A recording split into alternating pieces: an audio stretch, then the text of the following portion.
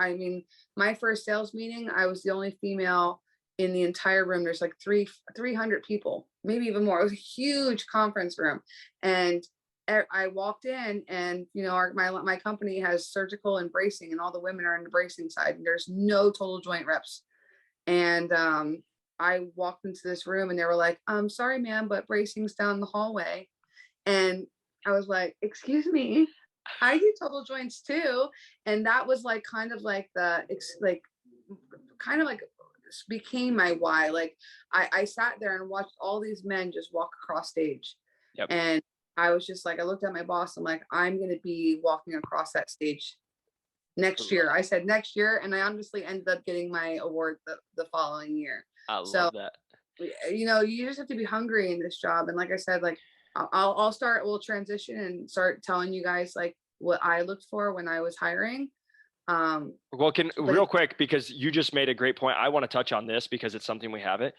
Because again, a lot of times they say it's a boys club, right? And especially when we're talking ortho, it can be. Can you just real quick, and it doesn't have to be real quick, because again, we can chop this in several times, but just talk about like being a female in a male dominated industry, really, especially when we're talking trauma, recon.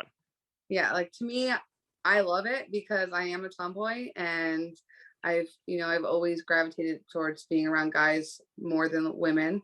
But I am such a feminist too. I'm sorry if that sounds don't apologize crazy, at all. But like I'm all about, like, I don't know.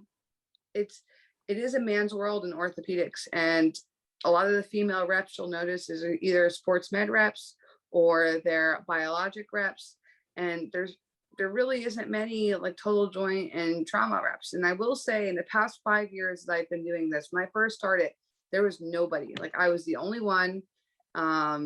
It was very few and far between that I saw another female in the industry.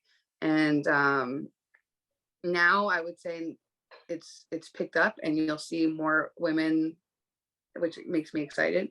I'm all, but even like when it comes down to orthopedic surgeons, there's very few orthopedic surgeons that you'll find that are women. But when you do find them, I get all excited. But being a female in the room, I've literally been told females don't belong in orthopedics and they get the F out of the room by a surgeon, a middle-aged man. He wasn't even an old man.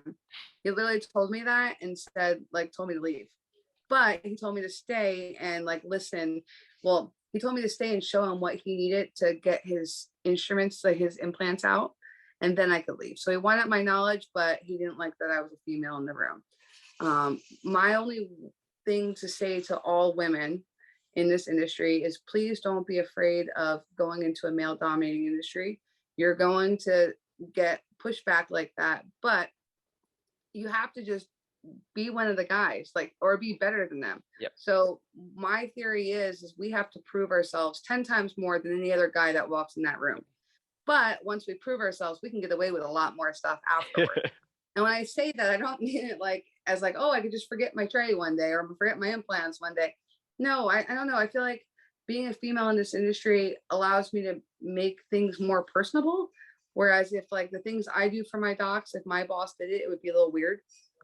And I don't know, some doctors don't want big burly men in there in their room because it like intimidates their masculinity. and in that sense, like I think I have the upper hand on some of those doctors, but then there are those doctors that do want that extra masculinity in the room and don't think I know the difference between a drill and a screwdriver. That same surgeon told me one day, he's like, this instrument's broken. And he went to throw it across the room. I said, Doc, don't throw it. I said, it's not broken. I'll fix it after the case. And he goes, how come, what did he say to me? He goes, yeah, right. You don't know how to fix it. I was like, I promise I could fix it. At the end of the case, I talked the tech through it. I fixed it.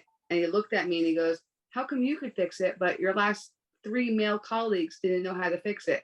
And I looked at him and I said, well, it's a woman's job. And I kind of brushed my shoulders and walked away.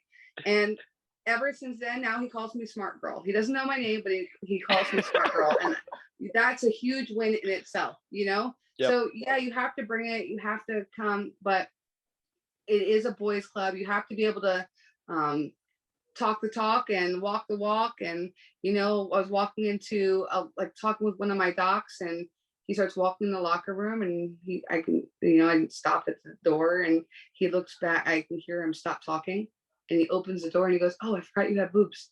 And I'm like, "Oh, great. Thank you. Thanks, doc." But I don't know. You have to, like I said, it is a boys' room, as much as I hate to say it, but you have to be able to like blend in, be a little chameleon, and I don't know, just know your docs and what they like to talk about. You don't have to talk about sports every day, but I mean, I like sports, so it's easy for me, but I also know other things that they like to talk about too.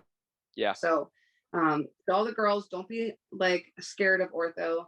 I think it's like, to be the only female in the room, it is empowering. And it's like, I don't know, I get it's like a little high for me. Yeah. You know what I mean? It's like exciting. Like I like knowing more than the guys. And that's kind of was like my chip on my shoulder. Like, okay, like I'm going to be better than all the guys in the room. Yep. And that's what kind of pushed me to my success, if 100%. that makes sense. I love that. No, 100%. It's what drove you too. You separate yourself. And I just wanted to touch on that because, that's been something that, I've talked with some people, and I really do want to start, bringing more females that are in the industry and just hearing about it because, with a lot of women trying to break into the industry, they can get discouraged by seeing it is a guys club. And I've also just like been watching some things and seeing what, some female candidates have been told by male regional managers when they're trying to hire somebody. And I'm like, I can't believe that happened. Tell me. Well, it was a post that a girl made, and she put it, and basically it was this guy who was an ortho, and he told the girl that she'll never be successful and she would never be able to do anything in the ortho space because she wouldn't be smart enough to make it through with being a female. That just comes down to like my doc that said all that crap to me, Yeah. I just look at it as a chip in the shoulder. I've had docs that stopped using my business because I wouldn't go out to dinner with them. Yep. Ladies, like, this is not the industry to get a name out there. This is like too small. It's not worth it. And that I can't believe I even have to say that, but there are like the oh my gosh that give us a bad rap for it. You do need to say that because you hear about it, and like you said, it is a small world. And then if you try to leave, and I just say that because like I'm a man in a female dominated one, right? So what you're saying is you're the only female. I'm usually the only male in the room, right? And like some of my doctors only use me because I'm a young male. Like, and I know that, right? And it's the touch on the shoulder, like there's stuff like that, but it's there's business, and then you don't mix business and pleasure or anything. It will never work out. No. I mean, I had a doctor that told me, I get these creepy old men that like doc all the time that will be like, "Oh, bend over a little bit more, Leah," as he's throwing drapes on the ground. "Bend over a little bit more so I can see down your shirt." And I'm like, "No, because then you'll see my ding-a-ling." And it's just like that. He never once ever said anything like that to me ever again. Yep. And you have to know how to, unfortunately, like, it's, I don't know, the reality is like we deal with the same thing on the streets as in the OR sometimes. And, you have to be able to take it and know how to deal with it. There are some people that are very emotional, and I hate, like, what I say is like a lot of people won't hire girls because they care too much. Like, they start to cry, and when I see tears, that just shows me that you care. That's the way I look at it. And like, you don't want to do bad, but it is what it is. Yeah, I freaking wait. Like, I don't know, for everyone coming into this industry, you will cry. I don't know if you've cried before, Jacob, or if it's just like an ortho thing, but all of my colleagues will tell you that they have cried at some point in their car. It's not a female or male thing, at least in our industry. And I don't know, just know that like you're going to be tested. Like all these interviews of people saying that, "Oh, do I agree that like the interview tactics, like they'll be rude to you and see how you react." I think it's a poor interview technique. I think it's awful, honestly.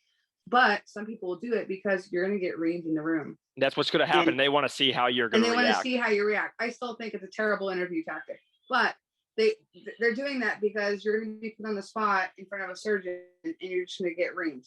And even if it's your fault or not, but it's your...